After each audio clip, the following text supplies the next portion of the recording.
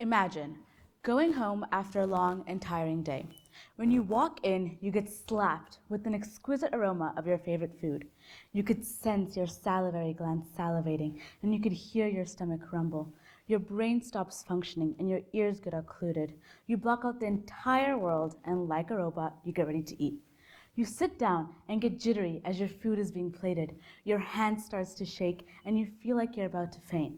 Then finally, you put some food into your mouth, and boom, an eruption of flavor. At that moment, the moment your food touches your mouth and your taste buds start sending these electrical signals to your brain, processing what it just tasted. At that moment, when your brain pulls out the distinct texture and the distinct taste of the food you just ingested. At that moment, when you feel your chewed up food slide down your esophagus and into your stomach, nothing could ever bring you more of a sense of euphoria than this. When someone says food, the first thing that'll come to mind is a nutritious substance that people eat in order to maintain life and growth. Or, by the look on y'all's faces, it's probably not that. It's probably the last meal you had or something scrumptious that sounds really good right about now. But there's another aspect of food, an aspect most people don't recognize. Food plays a big role in your life, and not just to make sure you have enough energy to continue doing daily tasks. It changes you into your better self and will always continue to change you. So now, imagine you walk into a room to eat in peace, because honestly, sometimes we just need alone time. Then suddenly, someone walks in and takes out their lunch. Soon, there's a strong smell of something. You look over to see what they're eating, and you see them eating rice and curry. Now, I know this is cliche, but the first thing that'll come to mind when you think of curry are South Asians. The first impression you have of that person is their culture and their food. Whenever someone is learning about a new culture, one of the first things they'll learn about is food. For example, when I say pizza, the first thing that'll come to mind for most people is Italy. How about tacos? Mexico. Burgers? America. And these are just a couple of examples. But if you couldn't learn anything about their culture, you could figure out what their personality is. Studies have shown that specific personality traits are linked to certain flavor preferences. For example, those who like sweets might be a sweet person. Same thing goes with bitter food. Those who eat healthy might be more open and extroverted and definitely more happier. Those who eat bland food might be lower in sensation seeking. And I know these are far stretches because honestly, you're not going to analyze a person and what they're eating. I mean, unless you do, then by all means, please analyze them. Stare at them until it gets awkward and you're forced to get up and go talk to them. So now you went up, you introduced yourself, now what? What do you talk about? I mean, you were staring at them while they were eating, so what else could you possibly talk about? Food, right? You could ask them what they're eating, what foods they like, what foods they don't like. You might agree or disagree with their choice and preference of food.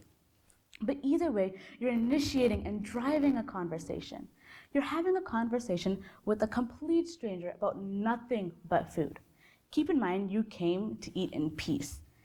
But now you're having a conversation. In any other scenario, there's a high chance you guys would have just ignored each other. That's the power of food. Even if you aren't a huge fan of food, which I don't believe anyone is, a conversation can emerge. At the very least, you could talk about what foods you don't like and why. And maybe the other person might relate really well with you. This is something you guys could bond over and bring a sense of trust and togetherness. Bonding over food and the social interaction that accompanies it encourages people to pay attention to each other and to connect.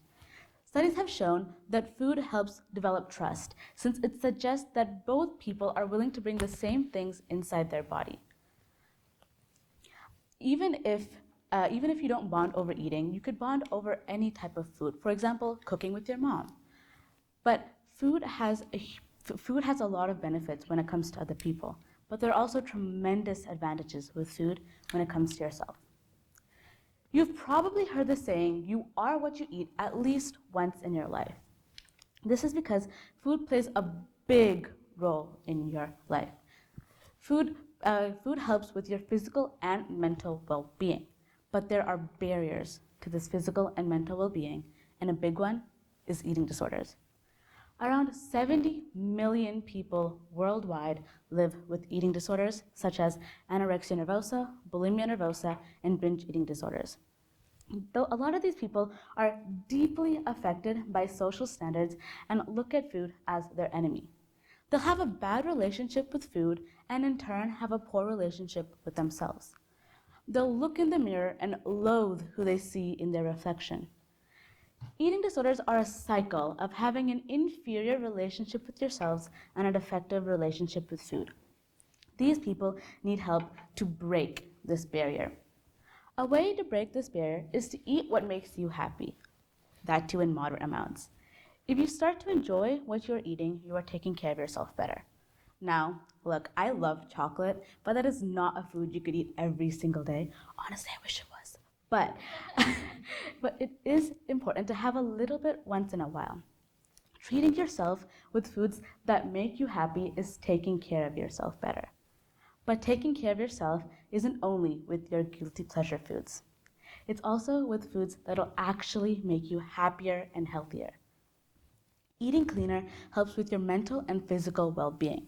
And this is not a salad every single day for every meal.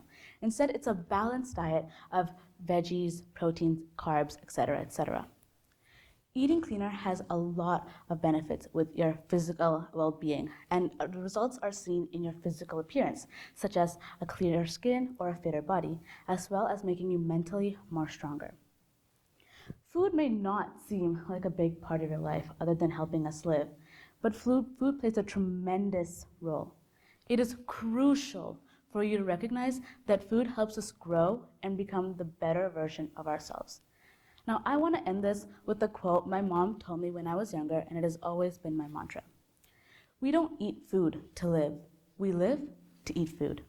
Thank you.